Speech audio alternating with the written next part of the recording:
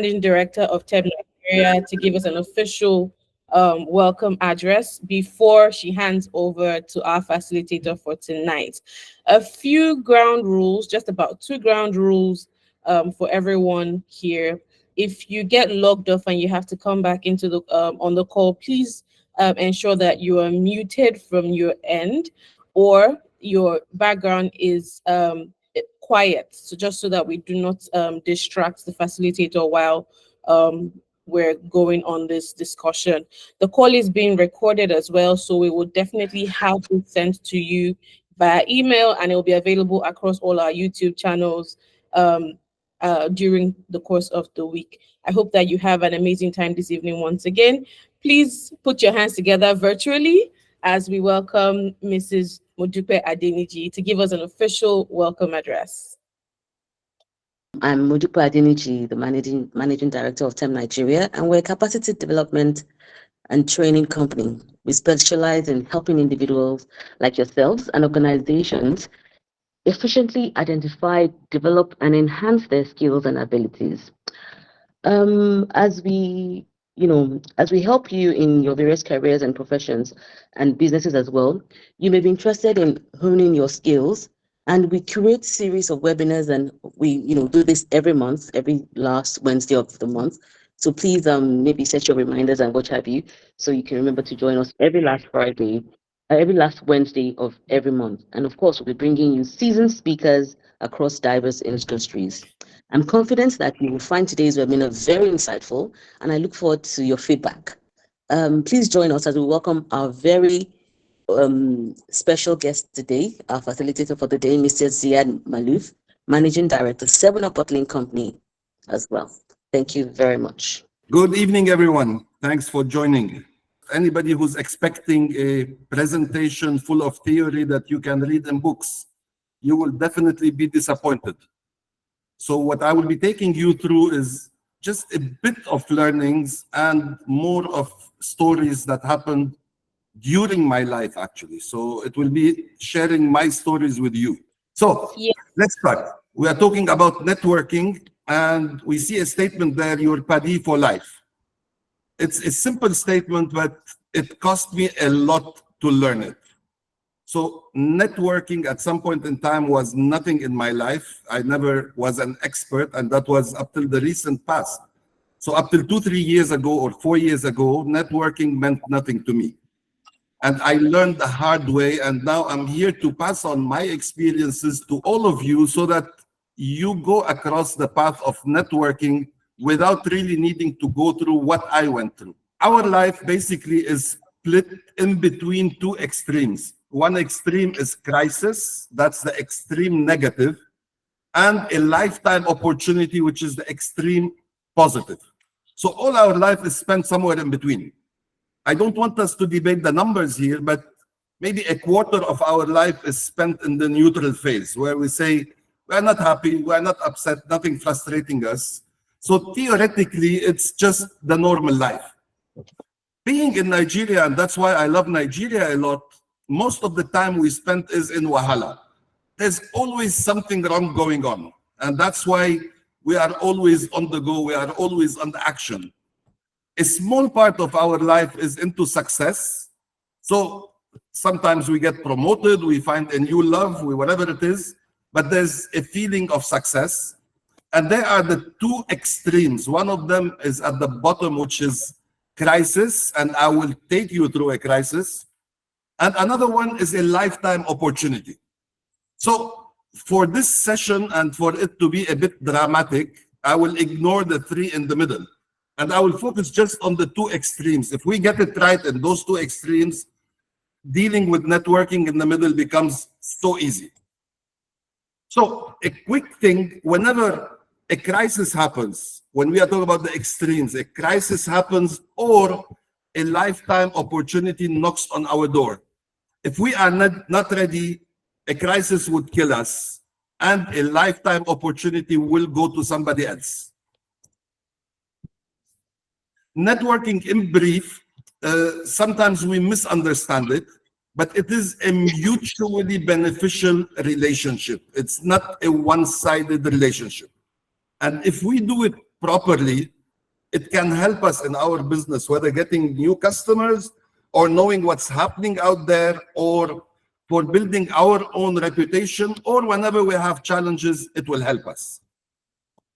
Now, a crisis is an extreme negative things that happen. It happens sudden and unexpected. It is a significant disruption.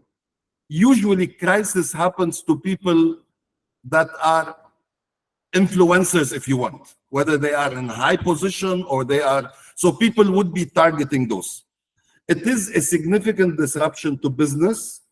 It has high stakes. So the impact of not reacting to a crisis would cost a lot.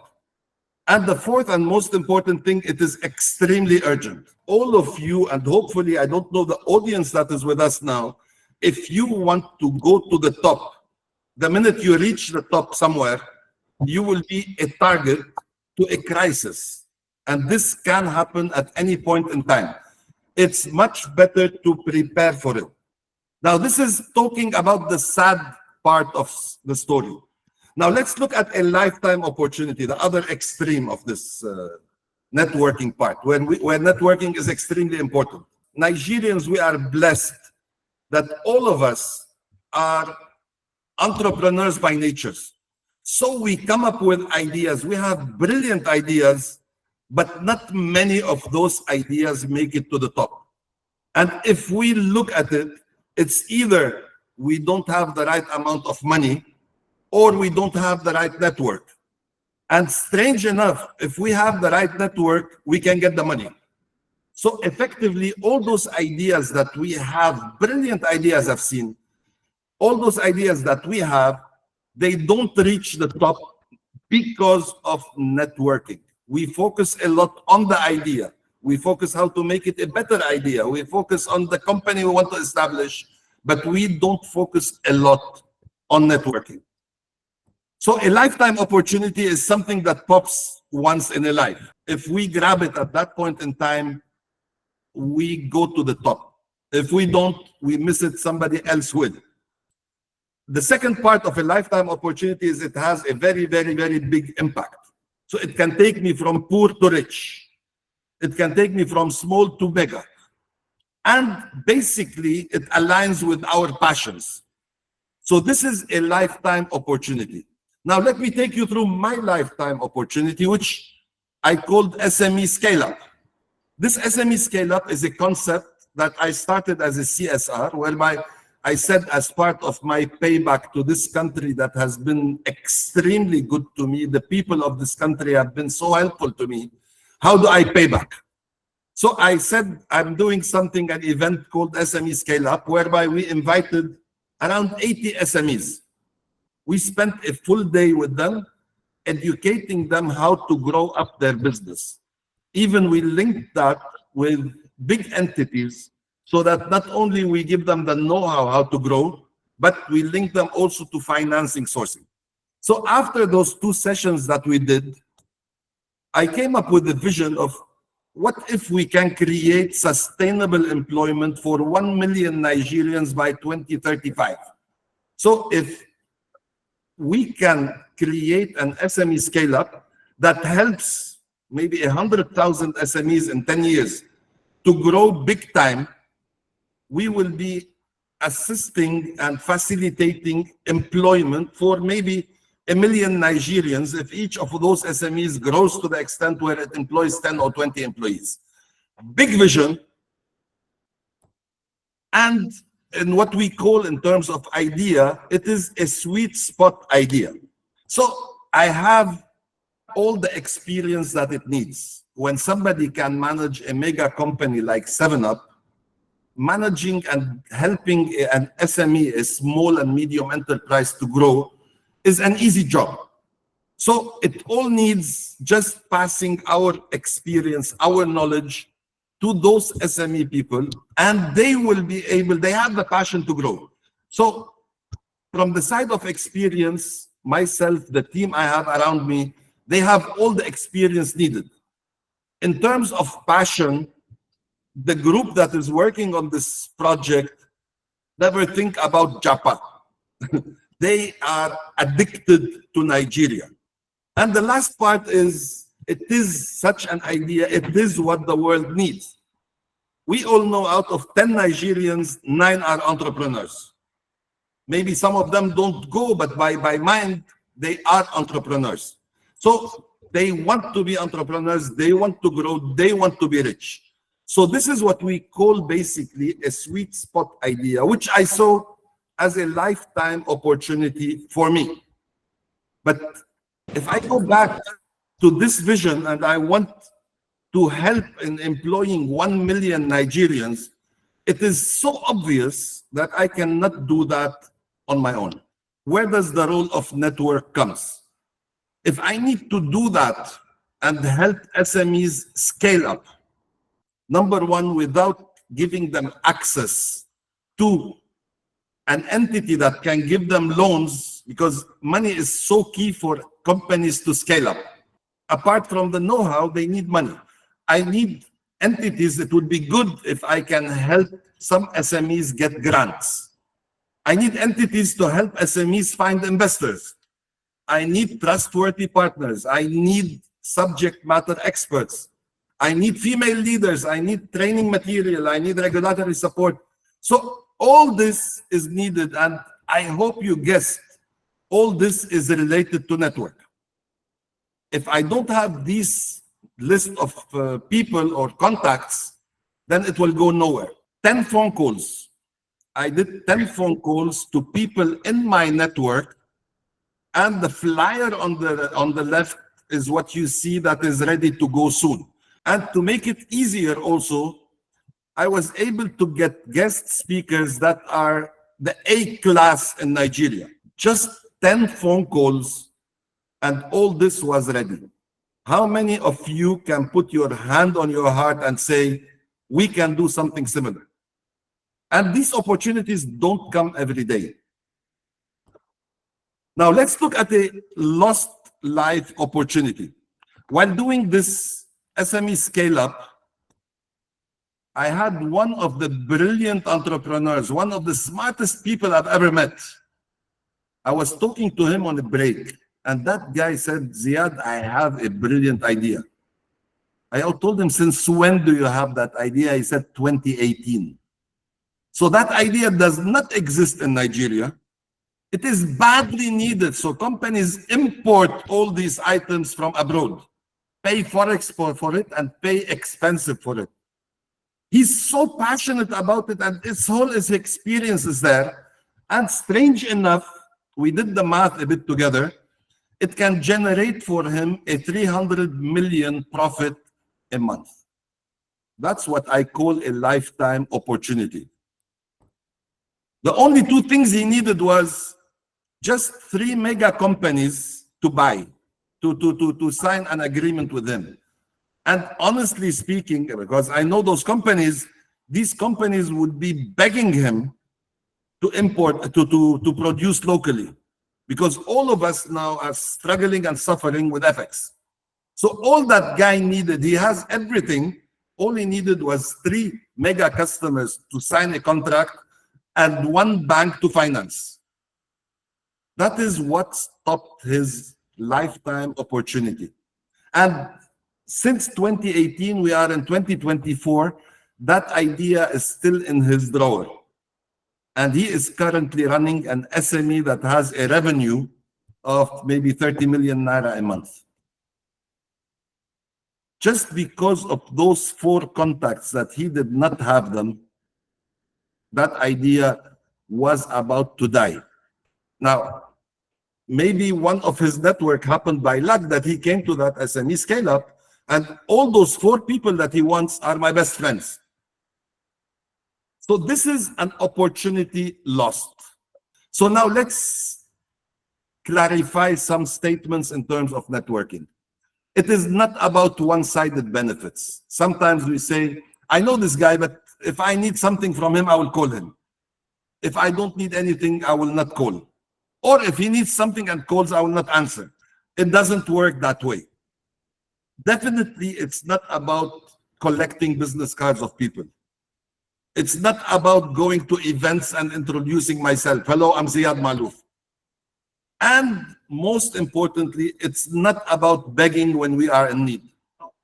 As an MD of 7-Up, I have lots of people that come to me. I need to hire my son. I need to do this. I need to get a contract on these. Sometimes we honor them, sometimes we don't. But we don't feel in a fair relationship. Unlike the relationship I have with the Zenith Bank, for example. So when I tell them this is the project I'm doing, they continue the statement. The CEO continues the statement, said, Ziad, I'm in. What do you want from me? So this is what we are talking about in networking. It's about fostering genuine connections built on trust and ahead of time. This is so important. Don't build network during crisis, or don't build network when you need something. You need to build the network way before that.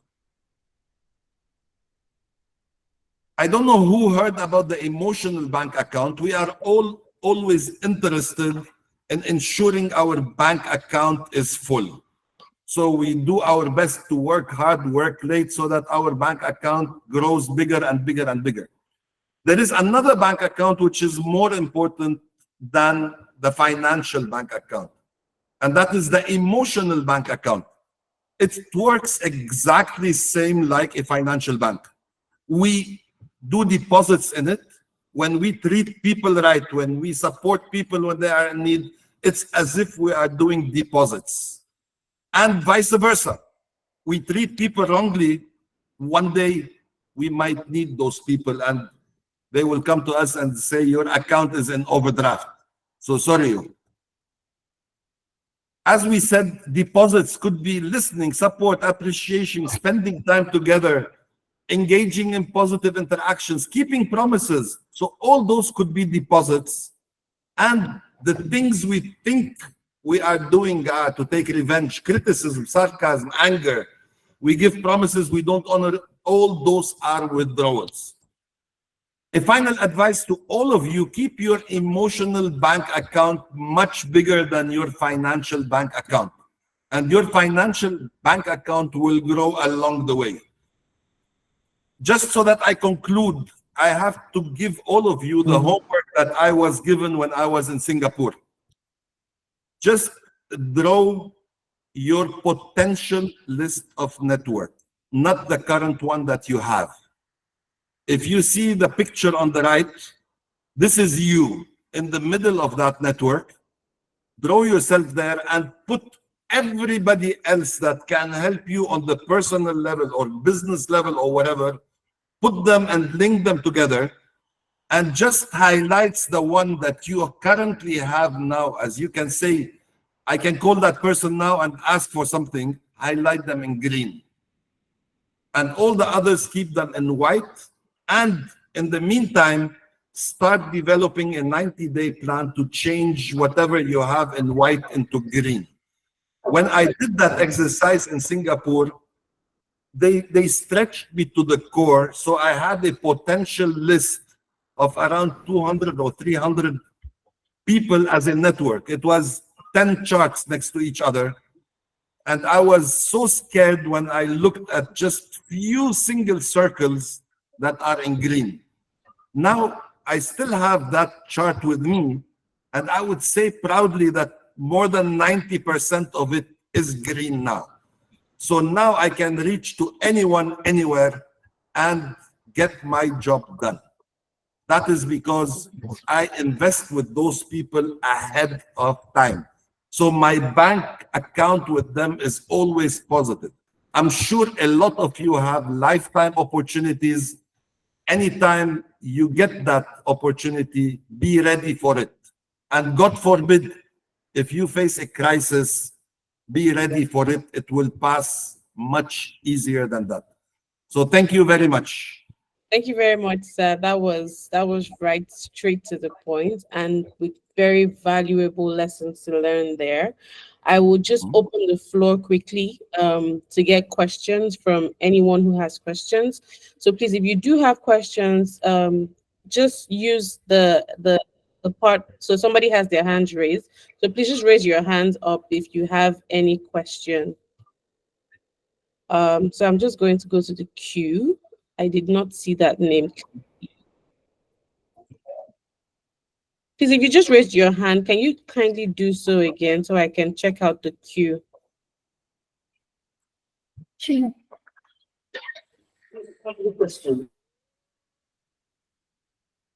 Okay, Halima Alimi has her hand raised. Please, you can go ahead with your question. All right, thank you. Good evening, everyone. Thank you very much for the session. My question is on, he said networking is not introducing yourself in events. So I would like to know, because what we normally hear is when you get to events, have your business card, get ready to introduce yourself to people and just share like your elevator pitch with them. But if we're saying networking is not introducing yourself in events, so how do we now leverage events for networking opportunities? Thank you for the question, Halima. Very important question. It does not mean that we should not introduce ourselves or give a business card. What I meant there is you should not introduce yourself, give your business card, and stop there. Now, assume you meet me in a conference. You give me a business card, 100 people give me a business card. I come back, all those business cards go somewhere, unless it is someone that left an impression with me. So you need to go that extra step behind it to start doing the first step of building a relationship. Because the people or the VIPs that you meet and you want to build a network with, if you give them your business card or take theirs, it will stop there. Next week, month, you send them something and who is that talking? So you need to keep uh, that impression initially, and you need to find a way how to grow it further later.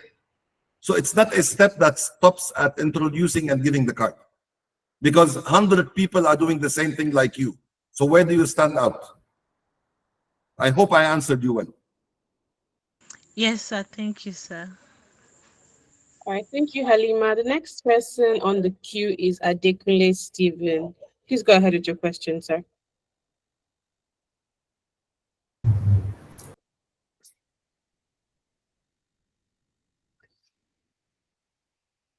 Mr. Adekunle Stephen, please go ahead with your question.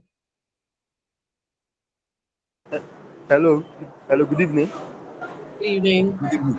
Yeah, I'm Adekunle by name. I want to stand on the existing protocol. Sorry, I'm just coming from place of work. That's why a little bit the place I am is a little bit noisy. I want to appreciate our facilitator for the presentation so far. But my question goes, are you with me, ma? Hello, ma. Yes, please go ahead. Please go Yeah. ahead. I said my question goes, when we are talking about networking crisis, my question now, I want to forward the question to our facilitator, because networking also goes to the final consumer of any products, which we have to be considered on. Now, what I want to start an example, and it's not even an example, it's a case that I witnessed, and the company has not even rectified it. What happened is a final consumer saw an insect in the product of 7-Up, and he went and report in the company that, okay, see what I bought, I'm a consumer, I'm a constant and consistent consumer of the product. But it was very unfortunate that I bought this product and I saw a particle, I saw an insect inside, which he went there to show them what has been the problem. But it was opportune to meet the TCM representative. So from their dialogue, it was like the PCM doesn't even consider that such an incident can happen. As I speak to you now, the person is taking it up for a lawyer, that the approach that the PCM gave was not encouraging at all. So I want to urge our facilitator that the final consumer, networking with final consumer, has to be considered as well. Because if you produce and nobody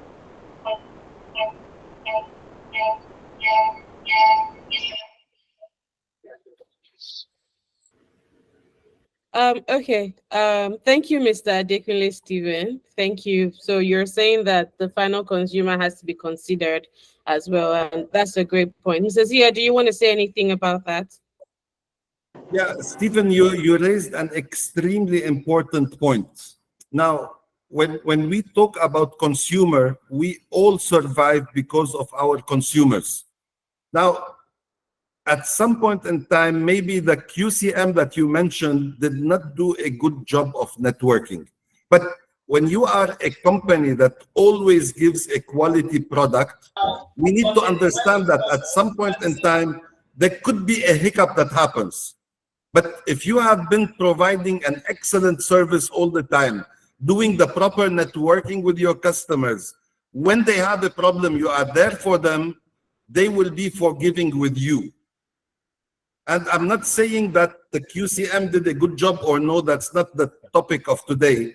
But at some point in time, that's why we have a customer care department that this consumer should always call, and we are there to support.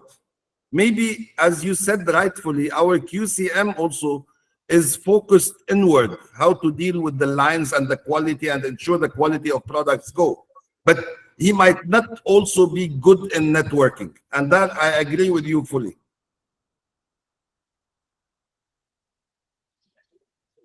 Yeah, sorry, the moderator. So I want to just to direct my question. I want to send something to the facilitator as well. Now, you said it well, but this individual that went ahead to complain is taking it up legally. And do you know what it means? Seeing a particle or seeing an insect in your product, you know, it just the integrity of the company is at stake. So what I expected the company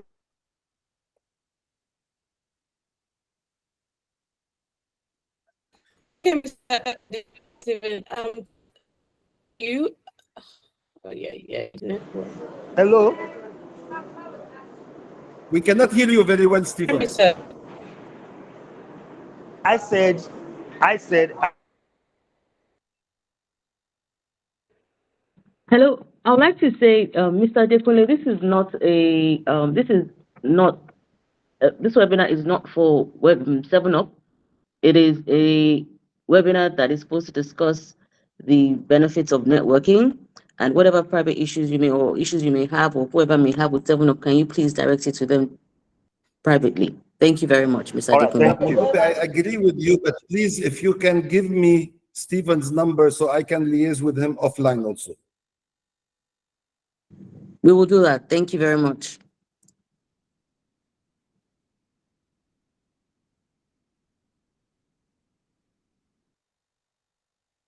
Okay, do we have other questions? Good evening, Mr. Ziad. I have a question. Can you hear me? Yes, perfectly well. Good evening. How are you? I'm fine, thank you. Thank you for your presentation. Is he the one producing it? Very spot on. So my question is kind of a follow-on from the question made by the first person who asked the question. So let's say you go to a meeting, you meet someone interesting, someone you want to build a network with, you have exchange cards. Can you share like practical ways to kind of start to building those relationships? So maybe something like, okay, after 24 hours, you can send them a message, or you can follow them on LinkedIn, or what are the practical ways you can start to build relationships with people who you haven't met before, or you meet at a meeting or at a conference? I think that would be very helpful. This is a very important question, and I will share a bit of my secrets with you now. Just keep it between us. Anytime, maybe also in my position as MD of 7-Up, it is easier for me. But at some point in time, whenever I'm going to an event, I do my best to know who is in that event and who could be a potential target for that. And I have a lot of homework to do before going to that event. So whether through social media or LinkedIn or whatever, or through people that I know and they know the person, I get all the information, what that person likes, what are their hobbies, what are their family. I get lots of information, and imagine you meeting me somewhere and asking me about my daughter Lynn. You will be really shocking me, and that would be a serious icebreaker between me and you, because you would stand out amongst others that say, okay, I'm Osa. So when you do that, you are like the others. But when you do your homework ahead of time, because networking is about targeting people. If you go to an event just looking at people randomly, it will not do the job. You will never succeed there. But if you go for an event knowing that one or two or three people would be there, and you do all your homework before that, you can really drag their attention within few seconds. And you would see them focusing on you more than others. Try that and let me know the feedback. It always works with me. Okay, thank you very much. That makes a lot of sense. So we're just going to take. We have three more people on the queue. Linda Osadebe, you wanted to ask a question, so please you can go ahead and ask your question now. Linda Osadebe, are you still on the call? Okay, I think she dropped off. So I think we can go on to Abisola Tejosho. Okay, good evening, Mr. Ziad. Good evening. That was a very insightful session, but I need some clarity with regards to the SME scale up you were talking about, because I know you started with a crisis. Unfortunately, I didn't hear what led to the crisis. So, and I know that during the course of the crisis, you went through a lot, but I really didn't understand how you came out of the crisis and how networking was beneficial in that regard. So my question is twofold. How was networking beneficial in coming out of that crisis? And then how did that birth the dream called SME Scale Up? On the crisis, and as I mentioned in the presentation, during the crisis, my network was close to zero. So it did not help me at any point there. But that crisis showed me, and that crisis and the course I took after that on crisis and networking, that's my hard lesson to learn about networking. So during that crisis, my networking was zero. I was just focused on my team, my company, and whatever.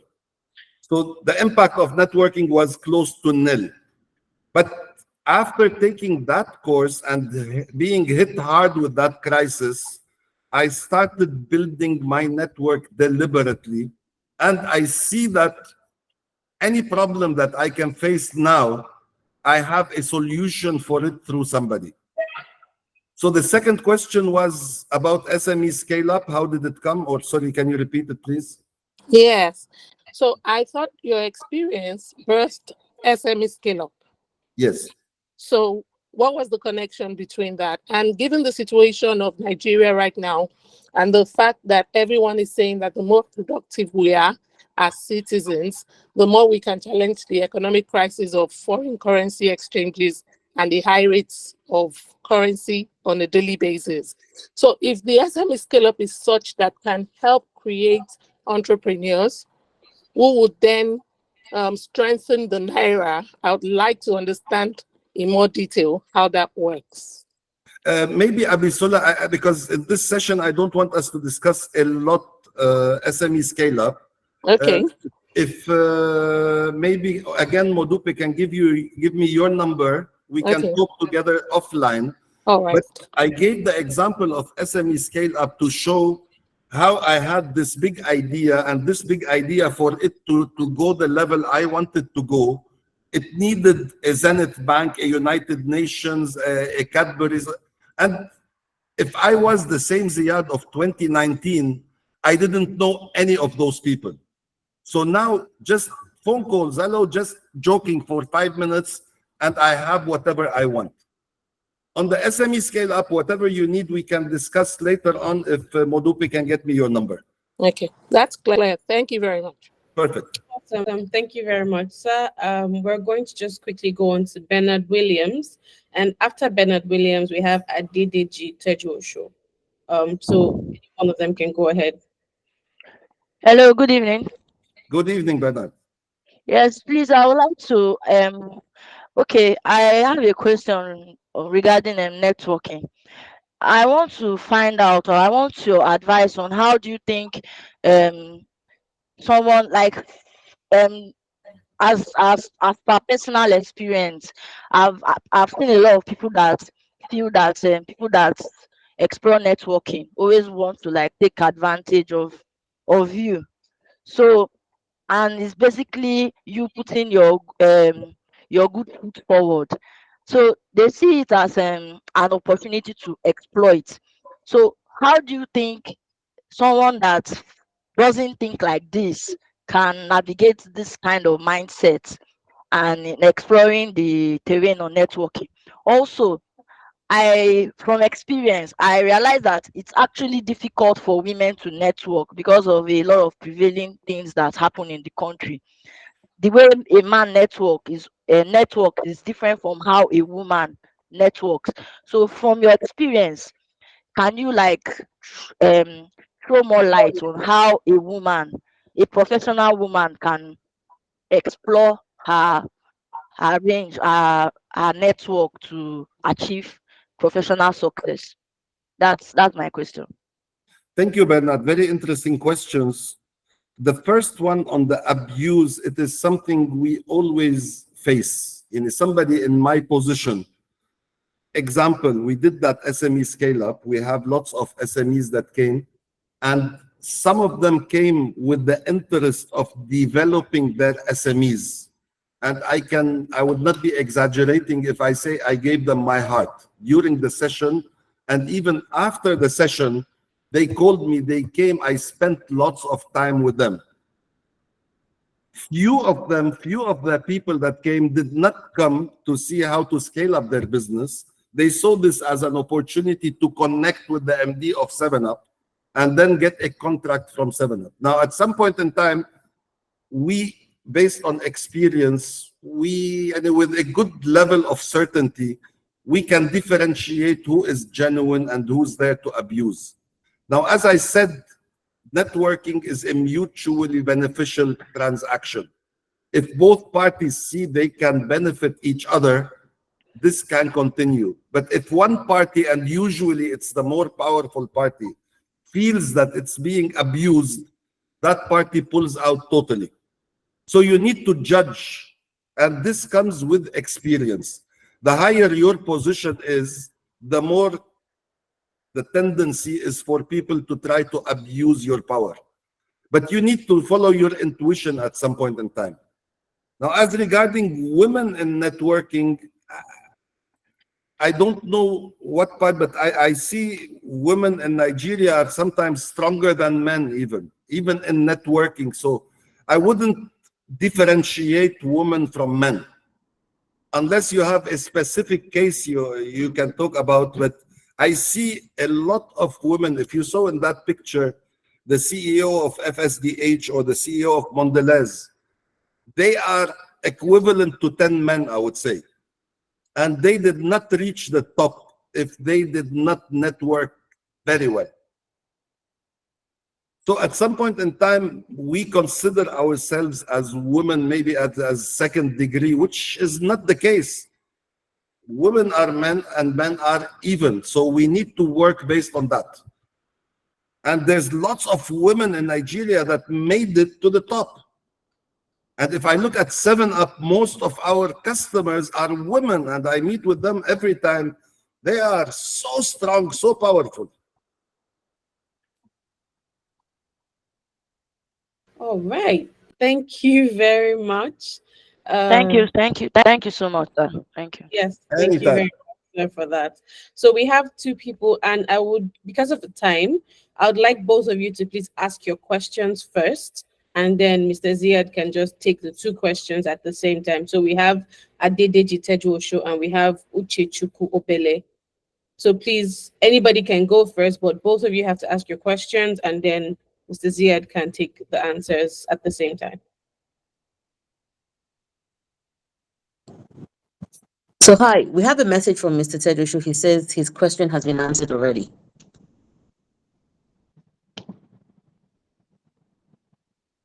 Okay, okay, great. So we have Uche Chuku Obele. Please, you have your hand raised. Can you just go ahead and ask your question, Mr. Uche Chuku?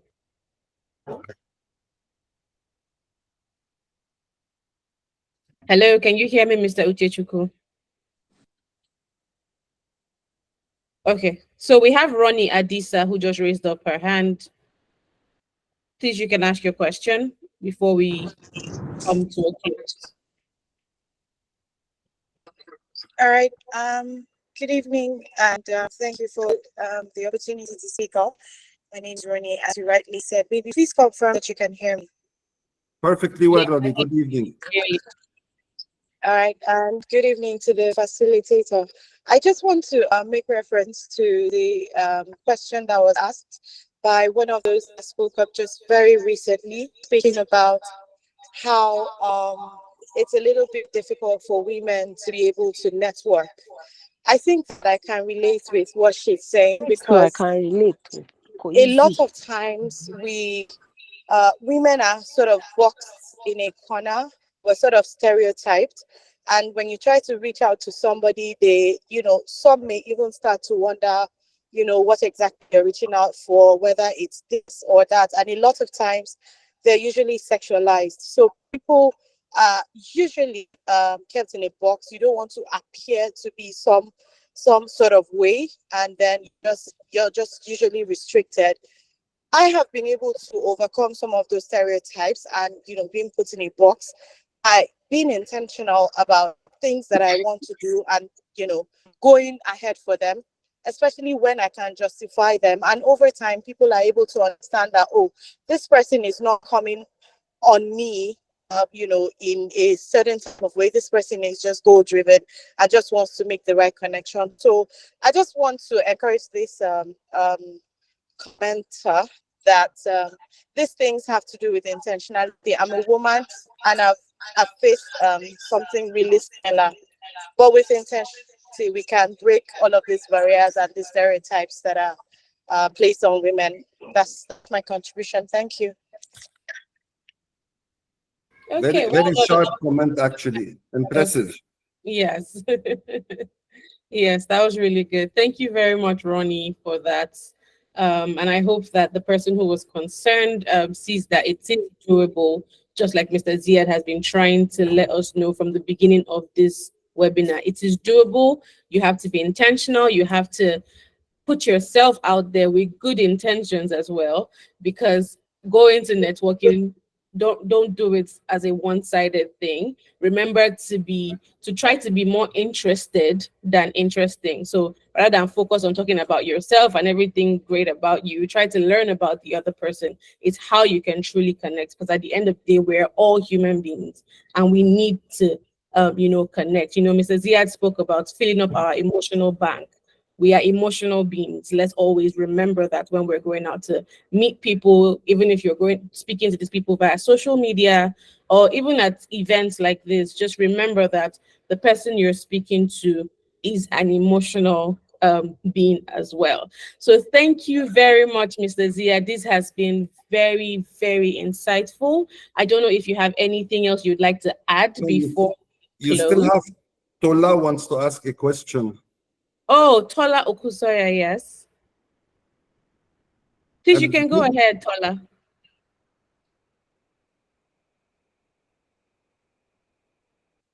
Tola, You you are have to on unmute mute. your mic. You are on mute, Tola. You have to unmute your mic.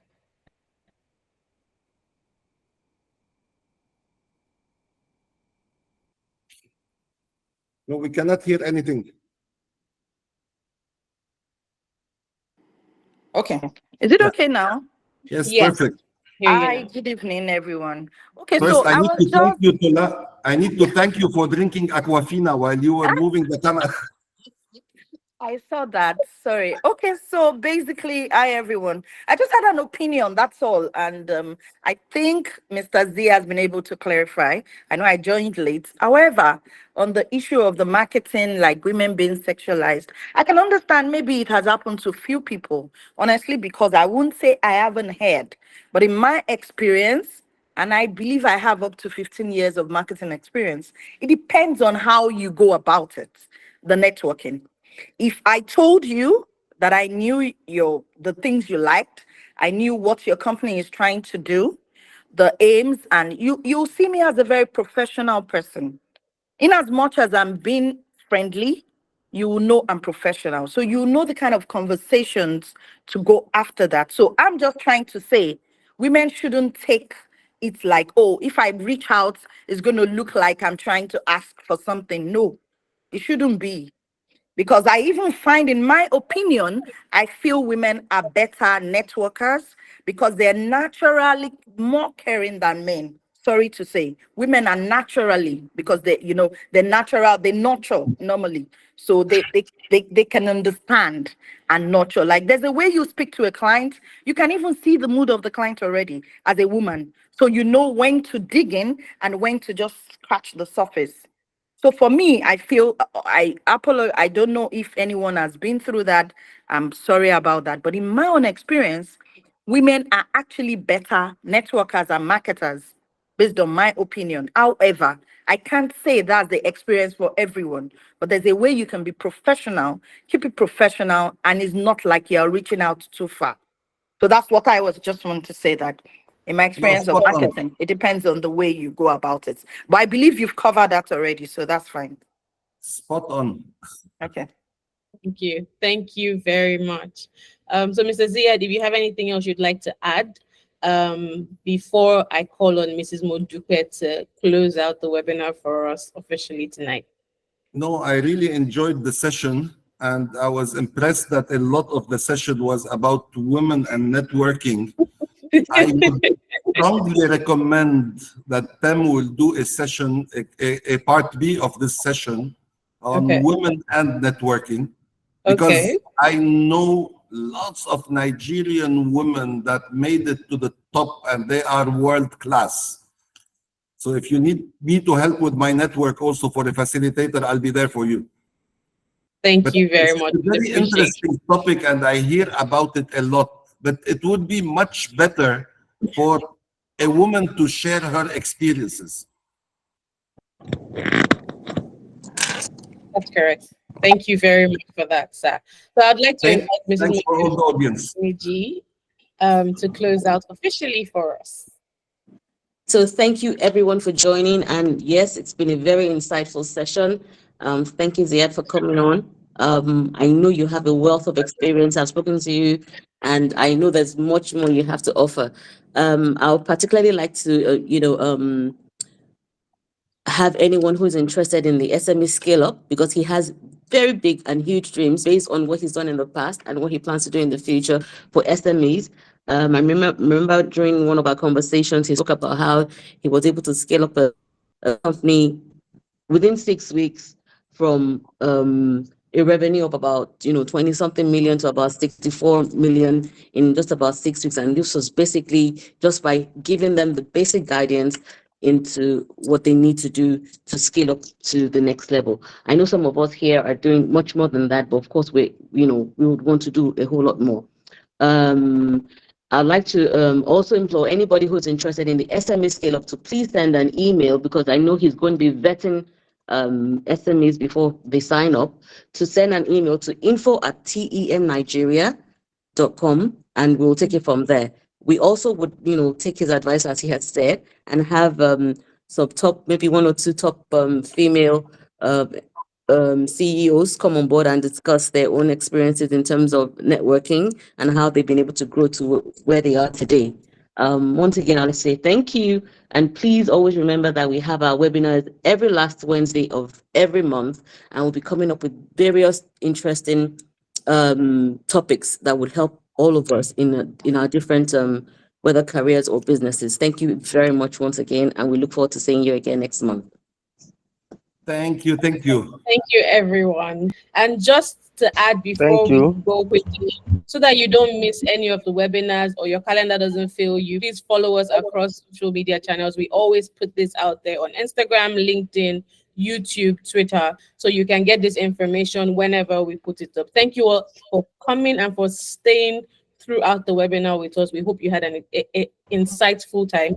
Please feel free to leave us feedback on social media, whichever social media platforms you're most comfortable with. Leave us your feedback, messages for Mr. Ziad, or whatever recommendations you might have for us. Thank you all so much, and good night. Bibi, you have Yes, Tola sir. raising the hand. Would you like to close without hearing the question? Paula, you want to say something again? Okay, I think that's a mistake.